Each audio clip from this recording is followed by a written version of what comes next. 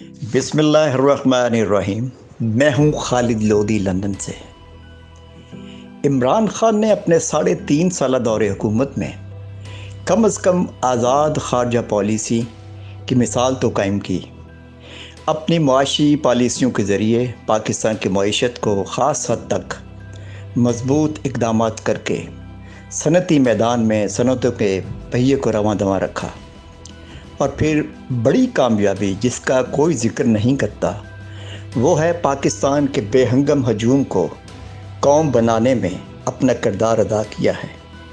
آج پاکستان کے بوڑھے، نوجوان، بچے، مرد اور خواتین، بلکہ پاکستان کے پورے خاندان پاکستان کے حلالی پرچم تلے ایک پلیٹ فارم پر متحد ہو کر عمران خان کی ایک آواز پر پاکستان کے لیے باہر سڑکوں پر نکل آتے ہیں۔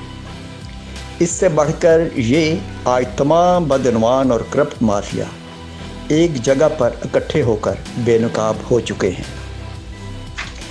یہ عمران خان کی بہت بڑی کامیابی ہے کہ جس کو کہ دیکھا جائے تو ان کو سراہا جانا چاہیے۔ امپورٹڈ حکومت کی شکل میں آج پورے کا پورا کرپٹ مافیا جو کہ چند خاندانوں پر مشتمل ہے، احتساب کے عمل پر حاوی ہو چکا ہے، اور احتساب کا پورا نظام مکمل طور پر ناکام ہو کر قانون پاکستان کے آگے دم توڑ چکا ہے۔ پارلیمنٹ اس نظام کو مضبوط بنانے میں سہولت کار بن کر قانون سازی کا حصہ بنی ہوئی ہے۔ اصل حقیقت یہ ہے کہ پاکستان اپنی آزادی کے بعد ہمیشہ ہی سے چند مراد یافتہ خاندانوں ہی کی گرفت میں رہا ہے۔ گزرے ماضی میں ذرا نظر دوڑائیے، 22 خاندانوں کا چرچا ہوا کرتا تھا۔ وہ قومی معیشت پر قابض رہے، لیکن یہ خاندان کم از کم نہ تو کرپٹ مافیا کی شکل میں پاکستان کا قومی خزانہ لوٹنے میں ملوث تھے، اور نہ ہی حکومتیں بنانے اور گرانے میں ان کا کوئی کردار ہوا کرتا تھا۔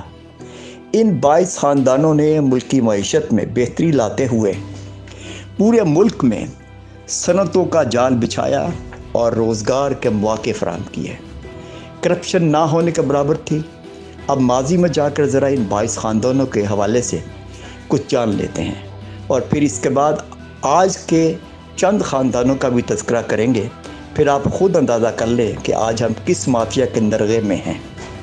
فیلڈ مارشل محمد ایوب خان کا دور پاکستان میں صنعتی ترقی کے حوالے سے عہد زریں کے نام سے یاد کیا جاتا ہے۔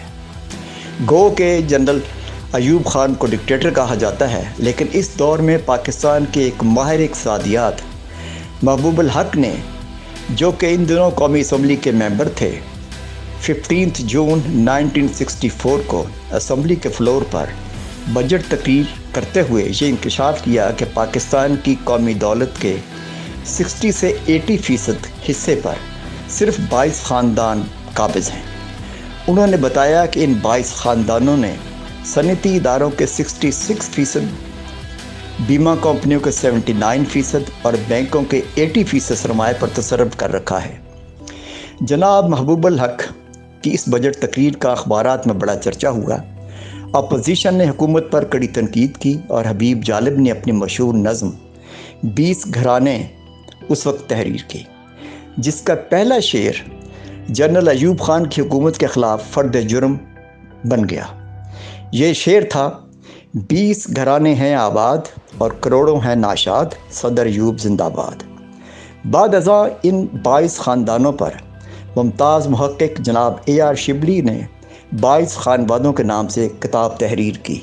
اس کتاب میں بتائی گئی معلومات کے مطابق اس وقت پاکستان میں احمد داؤد، آدم جی، باوانی گروپ، سہگل، امیر علی فینسی، رنگون والا، اصفہانی، نصیر شیخ، قاسم دادا، خٹک فیملی، میاں محمد امین، محمد بشیر، ولی کا، سید واجد علی شاہ، رستم قوسجی، ہارون، CM لطیف، رانا خداداد، ریاض خالد نون، ہوتی خاندان، حاجی دوسا، حاجی دوست محمد، حاجی کریم، منو خاندان، ہائی سنز، ظفر الحسن، مولا بخش، تاجی، محمد خانزادہ اور فقیر فیملی قابل ذکر تھے۔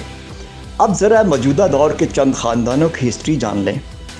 یعنی اب یہ خاندان جن میں سر فہرست ہیں house of Sharif, house of Zardari, Maulana Fazal Rahman and मौलानास group, Asfandyar Wali group, Chaudhary बरादरान group, Balochistan के मराठ याफ्ता सरदार ख़ानदान और दीगर कारोबारी माफियाज जिनमें बहरिया टाउन के मलिक रियाज और फिर इनके साथ शुगर माफिया, आटा माफिया, सीमेंट माफिया, गैस और तेल माफियाज, और फिर बढ़कर ये कि हमारा मीडिया भी अब माफिया की शक्ल अख्तियार कर चुका है, जो कि किसी न किसी हवाले से हुकूमत का हिस्सा बन जाता है। जब तक ये 7 ख़ानदान हमारी पाकिस्तानी सियासत का हिस्सा रहेंगे, दीगर माफियाज भी हमेशा बरकरार रहेंगे और पार्लियामेंट महज कारोबार की हैसियत तक अपनी वजूद अपना बरकरार रखेगी। इस सूरत में ब्यूरोक्रेसी, हमारी अदलिया और दीगर कौमी इदारे अपनी हाकमियत और ख़ुद मुख्तार जैसी हैसियत कानून पाकिस्तान के आगे बेबस रहेगी। ये ख़ानदान राज करेंगे और इनकी आने वाली नस्लें पाकिस्तान पर हुक्मरानी करती रहेंगी। कभी गौर किया आपने कि मौजूदा इम्पोर्टेड हुकूमत में जरदारी, शरीफ और मौलाना फजल रहमान के साहबजादे और फिर इनके भाई हुकूमत में किन ओहदों पर हैं? जरदारी का शहज़ादा बिलावल जरदारी वज़ारत ख़ारजा का कलमदान लिए बैठा है, जबकि शरीफ ख़ानदान के शहबाज शरीफ मुमलिकत खुदादाद पाकिस्तान के वज़ीर आज़म हैं। इनका वली है हमज़ा शरीफ वज़ीर आला पंजाब हैं। मौलाना फजल रहमान का शहज़ादा वज़ीर मवासलात का कलमदान लिए बैठा है। ये वो खेल है कि अब आइंदा मरीम नवाज़, बिलावल जरदारी और हमज़ा शहबाज हमारे हुक्मरान होंगे। बाकी चौधरी ख़ानदान तो किसी न किसी हवाले से अपना हिस्सा वसूल कर ही लेता है। ये है दर्द भरी दास्तान इस हुकूमत पाकिस्तान की, जो कि हमेशा ही हुकूमतें बनती हैं और फिर टूट जाती हैं।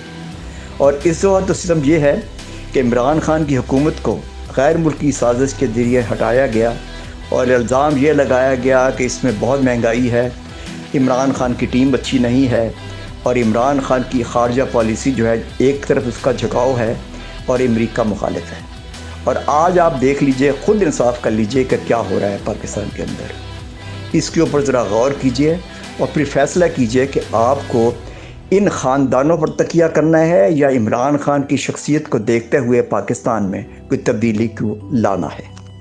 जब तक इन मौजूदा हुक्मरान ख़ानदानों का ख़ात्मा नहीं होगा, इनको सियासत से बाहर नहीं किया जाएगा, पाकिस्तान के अंदर जितनी मर्ज़ी हुकूमतें बदल लें, आप कौमी हुकूमत बना लें, आप कायम मकाम हुकूमत बना लें, आप केयर टेकर ले आएँ, आप टेक्नोक्रेट ले आएँ, कुछ हल ना होगा। जब तक इन ख़ानदानों को पाकिस्तानी सियासत से निकाल बाहर नहीं किया जाता, पाकिस्तान के अंदर किसी तब्दीली की कोई उम्मीद नहीं है।